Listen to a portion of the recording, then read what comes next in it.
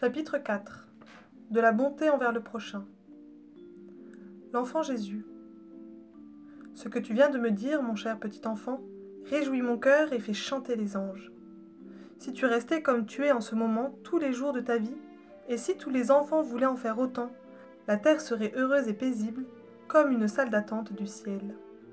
Je veux dire que ce serait un commencement de paradis. Eh bien, si tu veux rester près de moi, cher petit ami, écouter mes paroles et leur obéir, nous allons commencer ensemble à faire autour de nous du paradis, c'est-à-dire du bonheur, de la paix, de la joie, de l'amour. Il ne faut pas attendre que tu rencontres de petits pauvres très déguenillés pour être bon. Il faut être bon, dès maintenant, avec tout le monde, car tout le monde sur terre est plus ou moins malheureux. Il y a ton papa qui travaille beaucoup pour gagner des sous et qui a de gros soucis quand il est assis à son bureau et qu'il écrit des chiffres.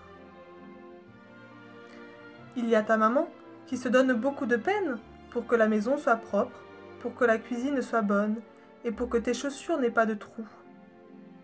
Il y a les voisins, les voisines, les amis de ton papa et de ta maman, les ouvriers, les employés.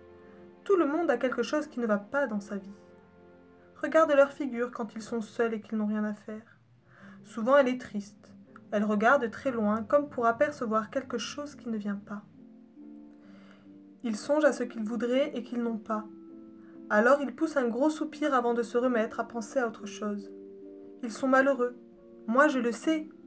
Et plus tard, tu le seras comme eux. Tu porteras comme eux ton paquet de misère, comme j'ai porté ma croix avant de mourir dessus. Alors, pendant que tu n'as encore rien à faire qu'à jouer, rire et chanter, il faut les aimer pour qu'ils soient moins malheureux. Les petits pauvres, on ne les voit que de temps en temps quand on se promène, tandis que c'est tous les jours qu'ils sont auprès de toi.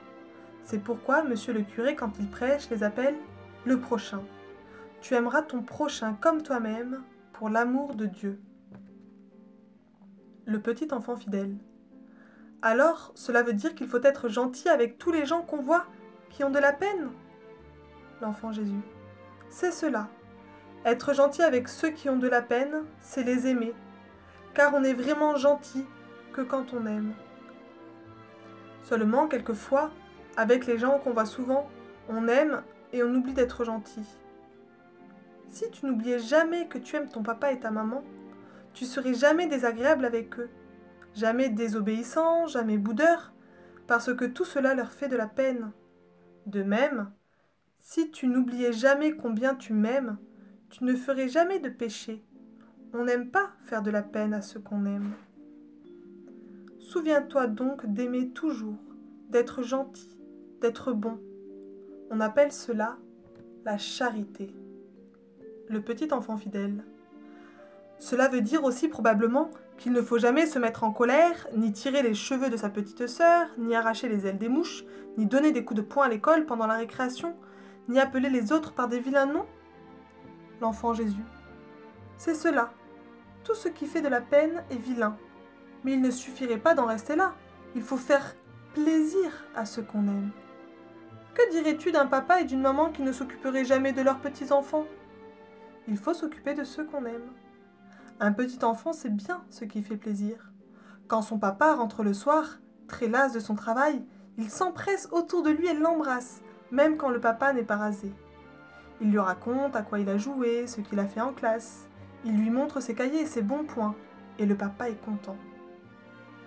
Les occasions de faire plaisir à une maman sont encore plus nombreuses, surtout si la maman est là toute la journée. On lui fait ses commissions, on ramasse les bouts de papier qu'on a laissé traîner sur le parquet en découpant les catalogues, on range ses jouets quand on a fini de s'amuser. Et puis, quand on est seul avec elle, on cause. Les mamans aiment toujours causer avec leurs petits-enfants. On leur dit n'importe quoi, des choses. On leur demande pardon quand on les a fâchés. Les mamans ont toujours du chagrin quand elles se fâchent. Même quand elles donnent des gifles, elles le font malgré elles. Elles préféreraient les recevoir. Elles aimeraient tellement mieux avoir un petit enfant si sage qu'il n'aurait jamais besoin de gifles. Hélas, on en a tous besoin par moments. Et le grand malheur des hommes est qu'ils grandissent trop vite et que personne n'ose plus leur en donner. Il ne faut donc jamais bouder quand on a reçu une gifle, même quand elle n'est pas très méritée. Moi j'en ai reçu de terribles sans me fâcher, au tribunal de Caïphe et de Pilate, alors que j'étais grand, que j'étais bon, que j'étais Dieu. Il faut se dire dans son cœur, je le méritais après tout. Ma maman m'aime, et je lui ai fait du chagrin sans raison. Alors, sans pleurer trop longtemps, on essuie ses yeux, et on lui promet de ne plus recommencer jamais. Et puis, on cherche à lui faire tout de suite un petit plaisir, pour qu'elle voie qu'on n'est pas fâché. Il faut si peu de choses pour consoler une maman. Un baiser, un sourire quand elle vous regarde, une petite chose qu'on lui apporte, n'importe quelle petite fleur cueillie n'importe où. Et puis, il faut l'embrasser souvent, sa maman, pour la rendre heureuse. L'embrasser très fort et n'importe quand, chaque fois que l'on en sent le besoin. Et c'est très souvent qu'on aime. Le petit enfant fidèle. Oh oui, mon bon petit Jésus. L'enfant Jésus. Tu sais, c'est ainsi que j'étais autrefois en Galilée dans notre petite maison. Pour faire plaisir à Saint Joseph, je balayais la sciure et les copeaux dans l'atelier. Je ramassais les clous qui tombaient. Quelquefois, il me prenait dans ses bras comme ton papa, et je mettais dans sa grosse barbe des baisers qui le faisaient pleurer d'amour. Souvent aussi, à notre porte les soirs d'été, quand j'étais fatiguée de jouer avec mes petits bouts de bois, je venais m'asseoir au pied de ma maman la Sainte Vierge, qui cousait en silence. Je l'aimais tant. Je l'avais faite très belle exprès.